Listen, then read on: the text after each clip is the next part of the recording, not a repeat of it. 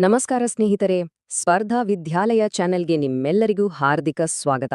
ಬನ್ನಿ, ಇವತ್ತು ಫೆಬ್ರವರಿ 26, 2026ರ ಪ್ರಮುಖ ಪ್ರಚಲಿತ ವಿದ್ಯಮಾನಗಳಿಗೆ ಸಂಬಂಧಪಟ್ಟ ಹಾಗೆ ಕೆಲವು ಇಂಟ್ರೆಸ್ಟಿಂಗ್ ಪ್ರಶ್ನೆಗಳನ್ನ ನೋಡೋಣ.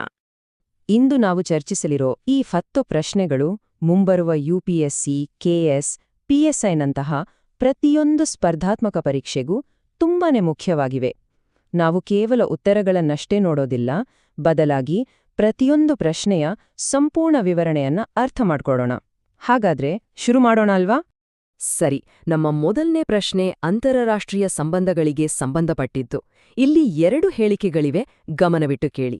ಮೊದಲನೇದು, ಇಸ್ರೇಲ್ ದೇಶದ ರಾಜಧಾನಿ ಜೆರುಸಲೇಂ.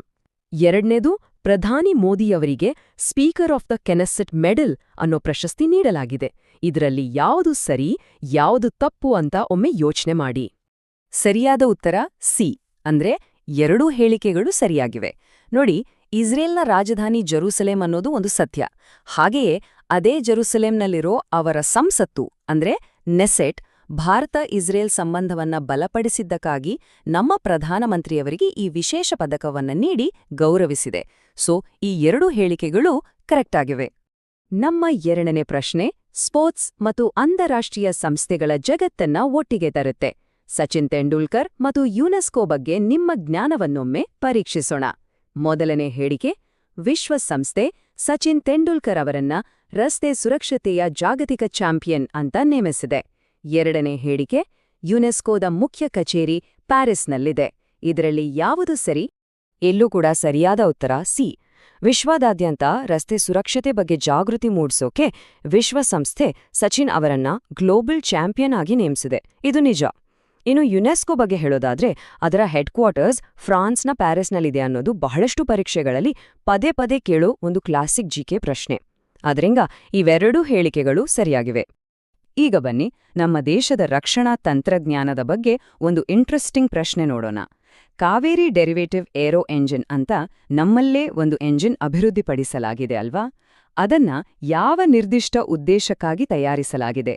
ಪ್ರಯಾಣಿಕ ವಿಮಾನಕ್ಕ, ಯುದ್ಧ ಟ್ಯಾಂಕ್ಗ, ಡ್ರೋನ್ಗಳಿಗ ಅಥವಾ ನೌಕಾ ಹಡಗುಗಳಿಗ? ಸರಿಯಾದ ಉತ್ತರ ಸಿ, ಅಂದ್ರೆ ಮಾನವರಹಿತ ವೈಮಾನಿಕ ವಾಹನಗಳು, ಅಥವಾ ನಾವು ಸಾಮಾನ್ಯವಾಗಿ ಹೇಳೋ ಯುದ್ಧ ಡ್ರೋನ್ಗಳಿಗೆ. ಇದು ನಮ್ಮ ಡಿಆರ್ಡಿಒ ಅಭಿವೃದ್ಧಿಪಡಿಸಿರೋ ತಂತ್ರಜ್ಞಾನ. ಇದು ಆತ್ಮನಿರ್ಭರ್ ಭಾರತ ಅಭಿಯಾನದ ಒಂದು ಹೆಮ್ಮೆಯ ಸಂಕೇತ ಅಂತಾನೆ ಹೇಳಬಹುದು.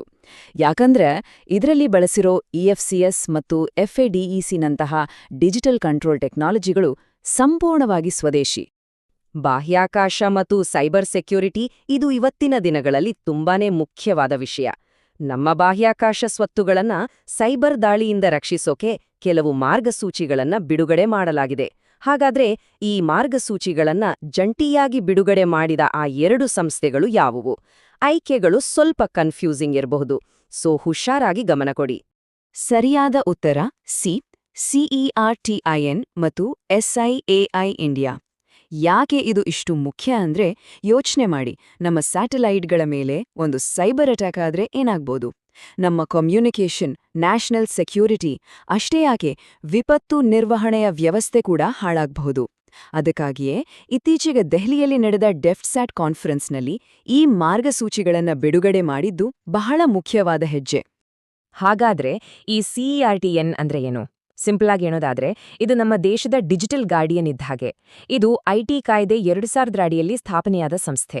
ದೇಶದಲ್ಲಿ ಎಲ್ಲೇ ಯಾವುದೇ ಸೈಬರ್ ಅಟ್ಯಾಕ್ ಅಥವಾ ಬೆದರಿಕೆ ಇದ್ರೂ ಅದಕ್ಕೆ 24 ಗಂಟೆಯೂ ತಕ್ಷಣ ಪ್ರತಿಕ್ರಿಯಿಸೋದು ಇವರ ಕೆಲಸ. ಇನ್ನು ಎಸ್ಐಐ ಇಂಡಿಯಾ, ಇದರ ಪಾತ್ರವೇನು? ಇದು ನಮ್ಮ ದೇಶದ ಸ್ಯಾಟಲೈಟ್ ಕಮ್ಯುನಿಕೇಷನ್ ಇಂಡಸ್ಟ್ರಿಯನ್ನ ಪ್ರತಿನಿಧಿಸೋ ಒಂದು ಲಾಭೋದ್ದೇಶ ಇಲ್ಲದ ಸಂಸ್ಥೆ. ಸರಳವಾಗಿ ಹೇಳೋದಾದ್ರೆ ಇದು ಸರ್ಕಾರ ಮತ್ತು ನಮ್ಮ ದೇಶದ ಖಾಸಗಿ ಬಾಹ್ಯಾಕಾಶ ಕಂಪನಿಗಳ ನಡುವೆ ಒಂದು ಸೇತುವೆಯ ತರ ಕೆಲಸ ಮಾಡುತ್ತೆ. 5ನೇ ಪ್ರಶ್ನೆ, ಬಯೋಟೆಕ್ನಾಲಜಿ ಕ್ಷೇತ್ರಕ್ಕೆ ಸಂಬಂಧಿಸಿದ್ದು. ಇತ್ತೀಚೆಗೆ ಸುದ್ದಿಯಲ್ಲಿದ್ದ ಸುಜ್ವಿಕಾ SUJVIKA ಪೋರ್ಟಲ್ ಬಗ್ಗೆ ಕೇಳಿದಿರಾ? ಹಾಗಾದ್ರೆ ಇದು ಈ ಕೆಳಗಿನವುಗಳಲ್ಲಿ ಯಾವುದಕ್ಕೆ ಸಂಬಂಧಿಸಿದ್ದು? ಸರಿಯಾದ ಉತ್ತರ ಬಿ. ಸುಜ್ವಿಕಾ ಅಂದ್ರೆ ಇದೊಂದು ರೀತಿ ಸ್ಮಾರ್ಟ್ ಡೇಟಾಬೇಸ್. ಇದು ಎಐ ತಂತ್ರಜ್ಞಾನವನ್ನ ಬಳಸಿ ನಾವು ಯಾವೆಲ್ಲ ಬಯೋಟೆಕ್ ಪ್ರಾಡಕ್ಟ್ಸ್ಗಳನ್ನ ವಿದೇಶಗಳಿಂದ ಹೆಚ್ಚು ಆಮದು ಮಾಡ್ಕೊಳ್ತಿದೀವಿ ಅಂತ ಪತ್ತೆ ಹಚ್ಚುತ್ತೆ. ಆ ಮೂಲಕ ಆ ವಸ್ತುಗಳನ್ನ ಇಲ್ಲೇ ನಮ್ಮ ದೇಶದಲ್ಲೇ ತಯಾರಿಸೋಕೆ ಅಂದ್ರೆ ಸ್ವದೇಶೀಕರಣಕ್ಕೆ ಪ್ರೋತ್ಸಾಹ ನೀಡುತ್ತೆ. ನಮ್ಮ ಮುಂದಿನ ಪ್ರಶ್ನೆ ಆಡಳಿತ ಮತ್ತು ನಾವೀನ್ಯತೆಗೆ ಸಂಬಂಧಪಟ್ಟಿದ್ದು. ಸ್ಟೇಟ್ ಇನ್ನೋವೇಷನ್ ಮಿಷನ್ ಮತ್ತು ನೀತಿ ಆಯೋಗದ ಬಗ್ಗೆ ಕೊಟ್ಟಿರೋ ಈ 2 ಹೇಳಿಕೆಗಳನ್ನೊಮ್ಮೆ ನೋಡಿ. ಇದರಲ್ಲಿ ಯಾವುದು ಸರಿ? ಎಲ್ಲೂ ಕೂಡ ಉತ್ತರ ಸಿ, ಅಂದ್ರೆ 2 ಹೇಳಿಕೆಗಳು ಸರಿಯಾಗಿವೆ. ಆದ್ರೆ ಇಲ್ಲಿ ಒಂದು ಎಕ್ಸ್ಟ್ರಾ ಪಾಯಿಂಟ್ ಇದೆ, ಅದನ್ನ ಖಂಡಿತ ನೆನ್ಪಿಟ್ಕೋಬೇಕು. ಸ್ಟೇಟ್ ಇನ್ನೋವೇಷನ್ ಮಿಷನ್ ಅನ್ನ ಮೊಟ್ಟಮೊದಲ ಬಾರಿಗೆ ಪ್ರಾರಂಭಿಸಿದ ರಾಜ್ಯ ಯಾವುದು ಗೊತ್ತಾ?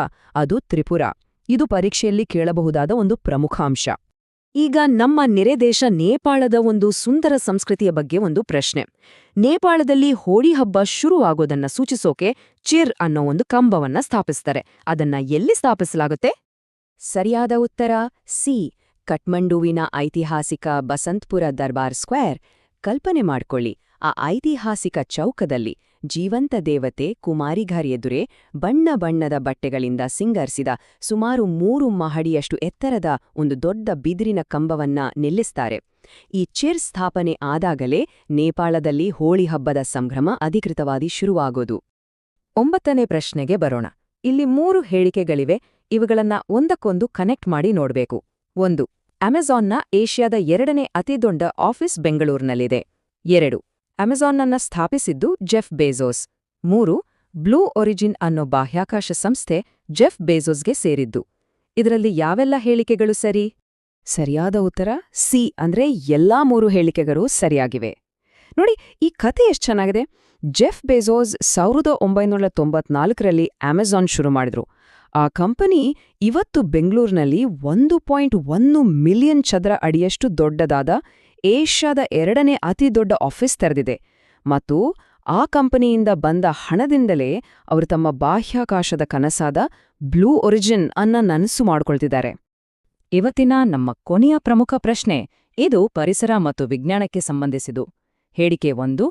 ಸರ್ಕಾರ 2026ರ ಏಪ್ರಿಲ್ 1ರಿಂದ E20 ಪೆಟ್ರೋಲ್ ಮಾರಾಟ ಕಡ್ಡಾಯ ಮಾಡಿದೆ. ಹೇಳಿಕೆ 2. ಎಥನಾಲ್ನ ರಾಸಾಯನಿಕ ಸೂತ್ರ C2H5OH. ಇವುಗಳಲ್ಲಿ ಸರಿಯಾದ ಆಯ್ಕೆ ಯಾವುದು? ಮತ್ತೊಮ್ಮೆ ಸರಿಯಾದ ಉತ್ತರ ಸಿ. ಹೌದು, E20 ಅಂದ್ರೆ 20% ಎಥನಾಲ್ ಮಿಶ್ರಿತ ಪೆಟ್ರೋಲ್. 2026ರ ಏಪ್ರಿಲ್ 1ರಿಂದ ಇದು ಕಡ್ಡಾಯವಾಗಲಿದೆ. ಈ ಪಾಲಿಸಿಯಿಂದ ನಮಗೆ 3 ಮುಖ್ಯ ಲಾಭಗಳಿವೆ. 1. ವಾಯುಮಾಲಿನ್ಯ ಕಮ್ಮಿಯಾಗುತ್ತೆ. 2. ನಾವು ವಿದೇಶಗಳಿಂದ ತರಿಸೋ ಕಚ್ಚಾ ತೈಲದ ಖರ್ಚು ಕಡಿಮೆಯಾಗುತ್ತೆ. ಮತ್ತು 3. ಎಥನಾಲ್ಗೆ ಬೇಕಾದ ಕಬ್ಬು, ಮುಸುಕಿನ ಜೋಳ ಬೆಳೆಯೋ ನಮ್ಮ ರೈತರ ಆದಾಯ ಹೆಚ್ಚಾಗತ್ತೆ. ಸರಿ, ಇವತ್ತಿನ 10 ಪ್ರಶ್ನೆಗಳ ಡೀಟೇಲ್ಡ್ ವಿಶ್ಲೇಷಣೆ ಮುಗಿತು. ಈಗ ಒಂದು ಫಾಸ್ಟ್ ರೌಂಡ್, ಕ್ವಿಕ್ ರಿವಿಷನ್. ಕಳೆದ ತಿಂಗಳ ಕೆಲವು ಪ್ರಮುಖ ಅಂಶಗಳನ್ನ ಬೇಗ ನೋಡ್ಬಿಡೋಣ. ರೆಡಿ ಅಲ್ವಾ? 2030ರ ಕಾಮನ್ವೆಲ್ತ್ ಗೇಮ್ಸ್ಗೆ ಅಹಮದಾಬಾದ್ ಆತಿಥ್ಯ ವಹಿಸಲಿವೆ. ಸ್ಯಾಫ್ರಾನ್ ಮತ್ತು HAL ಭಾರತದಲ್ಲಿ ಏರೋ ಇಂಜಿನ್ ಭಾಗಗಳನ್ನು ತಯಾರಿಸಲಿವೆ. 2025ರ 5-ಡೇ ವಿಶ್ವಕಪ್ ಚೆಸ್ ಚಾಂಪಿಯನ್ ಆಗಿರೋದು ಜಾವೋಖಿರ್ ಸಿಂಧರೋವ್. ಅಸ್ಸಾಂನ ಬಹುಪತ್ನಿತ್ವ ನಿಷೇಧ ಮಸೂದೆ ಗರಿಷ್ಠ 7 ವರ್ಷಗಳ ಜೈಲು ಶಿಕ್ಷೆ ವಿಧಿಸುತ್ತೆ. ವಿಕ್ರಮ್ 1 ರಾಕೆಟ್ 350 ಕೆಜಿ ಪೇಲೋಡ್ ಹೊತ್ತೊಯ್ಯುವ ಸಾಮರ್ಥ್ಯ ಹೊಂದಿದೆ. 2025ರ G20 ಶೃಂಗಸಭೆ ದಕ್ಷಿಣ ಆಫ್ರಿಕಾದಲ್ಲಿ ನಡೆಯಲಿದೆ. ರಾಷ್ಟ್ರೀಯ ಮಹಿಳಾ ಆಯೋಗದ ಸಹಾಯವಾಣಿ ಸಂಖ್ಯೆ 14490. INS ಮಹೆ ಭಾರತದ ಮೊದಲ ASW ಶಾಲೋ ವಾಟರ್ ಕ್ರಾಫ್ಟ್ ಆಗಿದೆ. ಗೋವಾದಲ್ಲಿ 77 ಅಡಿ ಎತ್ತರದ ರಾಮನ ಮೂರ್ತಿಯನ್ನ ಸ್ಥಾಪಿಸಲಾಗಿದೆ ಮತ್ತು FSSAI ಅನ್ನು 2006ರ ಆಹಾರ ಸುರಕ್ಷತೆ ಮತ್ತು ಗುಣಮಟ್ಟ ಕಾಯ್ದೆಯಡಿ ಸ್ಥಾಪಿಸಲಾಗಿದೆ. ಈಗ ನಿಮ್ಮ ಸರದಿ. ಕಾಮೆಂಟ್ಗಳಲ್ಲಿ ನಮಗೆ ತಿಳಿಸಿ, ಭಾರತದಲ್ಲಿ ಅತಿ ಹೆಚ್ಚು ಕಚ್ಚಾ ತೈಲವನ್ನು ಎಲ್ಲಿ ಉತ್ಪಾದಿಸಲಾಗುತ್ತೆ? ನಿಮ್ಮ ಉತ್ತರಗಳಿಗಾಗಿ ನಾವು ಕಾಯುತ್ತಿರುತ್ತೇವೆ. ಈ ವಿಶ್ಲೇಷಣೆ ನಿಮಗೆ ಇಷ್ಟವಾಗಿದ್ರೆ ಮತ್ತು ಉಪಯುಕ್ತವಾಗಿದ್ರೆ ದಯವಿಟ್ಟು ಲೈಕ್ ಮಾಡಿ, ನಿಮ್ಮ ಸ್ನೇಹಿತರೊಂದಿಗೆ ಶೇರ್ ಮಾಡಿ ಮತ್ತು ನಮ್ಮ ಚಾನೆಲ್ಗೆ ಸಬ್ಸ್ಕ್ರೈಬ್ ಆಗೋದನ್ನ ಮರಿಬೇಡಿ. ಹೆಚ್ಚಿನ ನೋಟ್ಸ್ಗಳಿಗಾಗಿ ನಮ್ಮ ಟೆಲಿಗ್ರಾಮ್ ಚಾನೆಲ್ಗೂ ಜಾಯ್ನ್ ಆಗಿ. ನಮ್ಮೊಂದಿಗೆ ಕಲಿತಿದ್ದಕ್ಕಾಗಿ ಧನ್ಯವಾದಗಳು.